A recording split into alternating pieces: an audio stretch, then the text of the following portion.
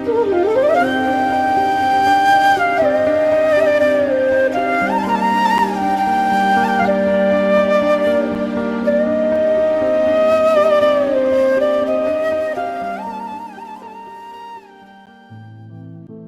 coronavirus pandemic has produced a 2-month tsunami of international relations. They range from the end of US hegemony to the end of globalization, to the rise of a new Sino-American Cold War. The question is whether the coronavirus pandemic would fundamentally alter the distribution of power in world politics. Cooperation on the pandemic has been worse than what it was in 2008. And yet, there is a bigger problem on the horizon where cooperation is even more dysfunctional. The world will get more protectionists. Every country's first concern is its own people and their well-being. How is it affecting the logistics of the countries? Are they heading towards peace, globalization?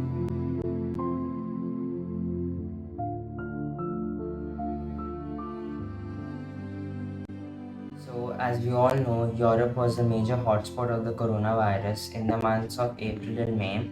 However, currently the curve has begun to flatten and a lot of countries are slowly lifting their restrictions.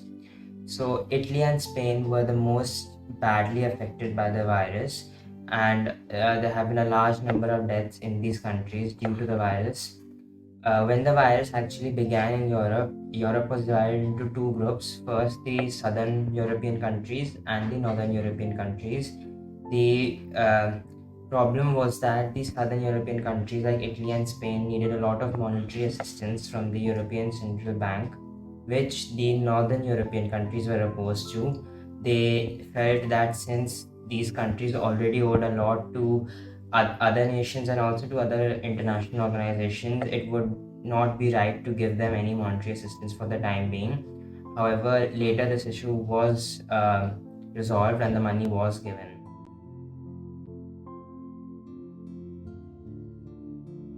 Europe's economy was hit very badly by the virus. It is estimated that about 15% to 25% of all the European workforce has been directly affected by it. According to the IMF, the economy is expected to decline by 7.5% in 2020. In comparison, it only declined by 4.5% during the Great Recession. The European Central Bank provided 750 billion euros in the Pandemic Emergency Fund. It also added 120 billion euros in the form of the Public Sector Purchase Program. Overall speaking, the EU failed to present a unified front against the virus. A lot of infighting took place in matters such as medicines, money, and other such resources. In fact, Germany and France even stopped exporting any medical equipment to other countries. This also caused a lot of controversy.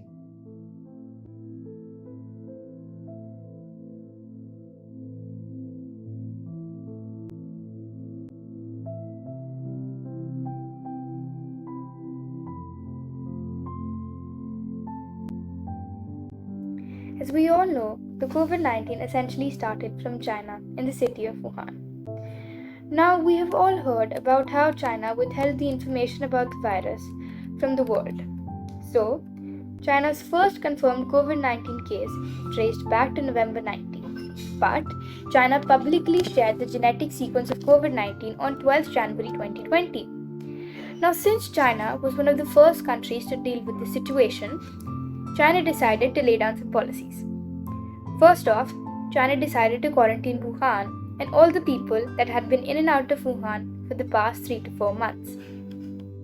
Very soon they realized that this wasn't enough. Many of the people did not realize the seriousness of the situation. So they decided to spread awareness through their website called the National Health Commission of the People's Republic of China. Since they felt this wasn't enough, they shared information through every media possible. And very soon, they were able to release a statement stating that even a 3-year-old could tell you that there was a pandemic going on and you were requested to stay home and stay safe. Now, China decided to tell all the companies that were manufacturing things that were not as important and essential as medical supplies to start manufacturing medical supplies, masks, sanitizers, etc. Now, one of the last and probably the most important things that the government of China did was they put tracking devices on their people and everybody who showed a symptom of the COVID 19 virus. This is how they were able to stop the communal spreading of the virus. After taking all of these precautions, China decided to help other countries. But as we know, China's efforts to help haven't gone as smoothly, as several of the companies had reported faulty with China's made supplies. This began with Spain's recall of about 58,000 inaccurate rapid COVID 19 test kits. But to this, China replied that the things that were sent as to help the country did not include the kits. But very soon, we could see other countries such as Austria, the Netherlands, Turkey reporting such faulty cases.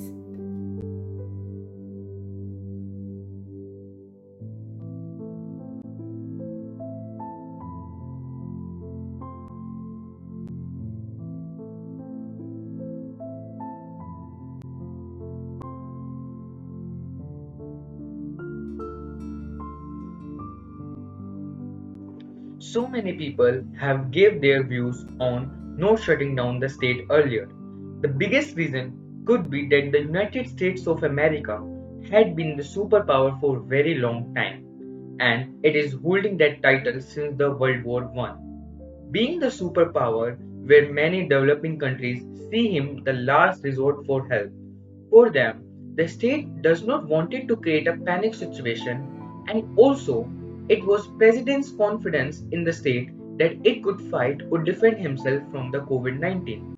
After the lockdown, we came to see a major breakdown in the economy of United States of America. The protest was come out of fear. People had fear of losing their jobs, their businesses, and other economical things. People who were protesting on the streets said that the strict measures restricting movement and businesses are unnecessarily hurting citizens. Protesters say that the stay-at-home measures imposed by the state government to control the spread of COVID-19 are an overreaction. Some also say keeping this restriction in place too long will cause long-term damage to local economies. With the ongoing lockdown protest, the state was hit by the different protests at the same time over the death of George Floyd and how Black Lives Matter. This protest will going to play an important role in the coming up elections in the United States of America.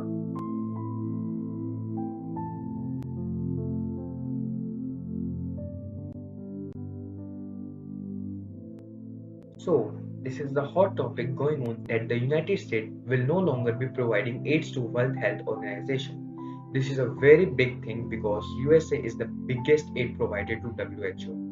The state yearly donates 400 to 500 million dollars. This will make bigger impact on the world because WHO is an important organization and it has saved many countries from several diseases.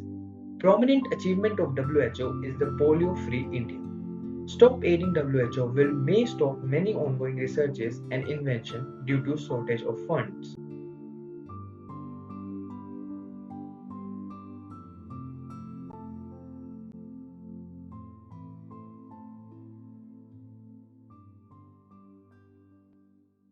The issue got reignited in 1997 when the Nepali government considered a treaty on hydroelectric development on the Kali River. In 2019, India issued a map with Kalapani as part of Uttarakhand, and this issue again got heated when on 8th May 2020, Rajnath Singh, the Defence Minister of India, inaugurated a new 80-kilometer long road at the Lipulekh Pass that went all the way to the Indo-China border. Nepal said that this road actually passed through their territory and protested against it. On 20th May, Nepal released a new map with many parts of India that were in it, and then this map was ratified by both the houses of the Nepal parliament.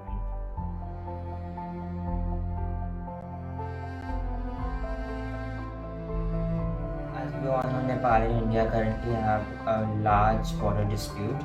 So this dispute is mainly over two regions, the Kalapani region and the Kali River that originates from the Kalapani region. It actually goes back many years. In 1816, a treaty was signed between British India and Nepal, which said that the Kali River is the western boundary of Nepal with India. However, the Kali River has many parts in India and in Nepal, so this caused a lot of confusion. Then, since 1962, Indian forces have occupied Kala Pani, but the Nepal government consistently says that Kala Pani belongs to them. In 1981, survey teams from both the countries were sent to actually figure out the real cause of this issue.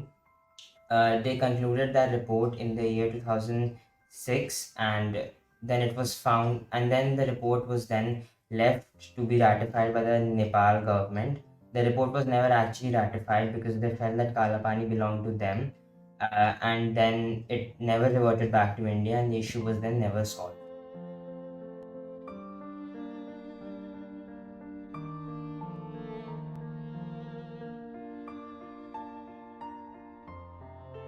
Now, Nepal has also turned very aggressive towards India. Very recently, it opened fire on a group of Indian villages along the border of Bihar and Nepal. One Indian villager also lost his life in this. Furthermore, Nepal FM is constantly playing anti-India propaganda and also is spreading a lot of anti-India sentiment in the Nepalese villages along the border. Overall, this issue is far from resolved, and both the countries need to resolve it as soon as possible to prevent any further conflict.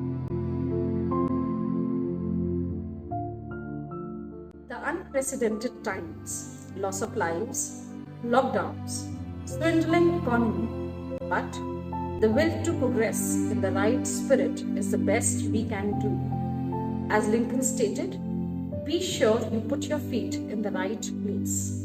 Then stand firm.